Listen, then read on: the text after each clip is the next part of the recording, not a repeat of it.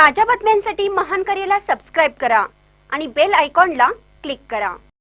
हुपरीत मुलाकडून आई वडिलांची निर्गुण हत्या, आरोपी पोलीस ठाण्यात स्वतःहून हजर। हातकणंगले तालुक्यातील हुपरी शहरात मुलग्याकडून आई वडिलांची निर्गुण हत्या केल्याची घटना घडली आहे। आज पहाटे 5 वाजण्याच्या सुमारात इंग्रोळी कॉर्नर जवळ पोटच्या गोळ्यानेच आई आणि वडिलांची राहत्या घरी हत्या केल्याने एकच खळबळ उडाली आहे। घरची वाटणी करून देण्यावरून ही हत्या केल्याची प्राथमिक माहिती समोर आली आहे। हत्या केल्यानंतर मुलगा स्वतःहून हुपरी पोलीस ठाण्यात हजर झाला।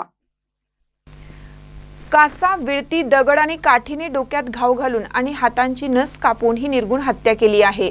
विजयमाला नारायण भोसले वय वर्ष 70, नारायण गणपतराव भोसले वय वर्ष 78 असं मृत आई वडील दाम्पत्याची नावे आहेत।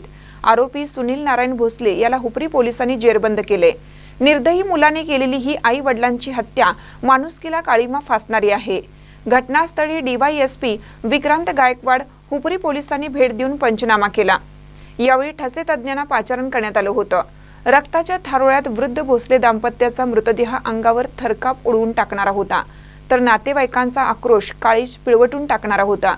यापूर्वीही नराधम आरोपी आपल्या आई वडिलांसोबत नेहमी भांडत होता। त्याच्या भांडखोर स्वभावामुळे त्याची पत्नी आणि मुले त्याच्यापासून निघून गेल्याची चर्चा घटनास्थळी सुरू होती।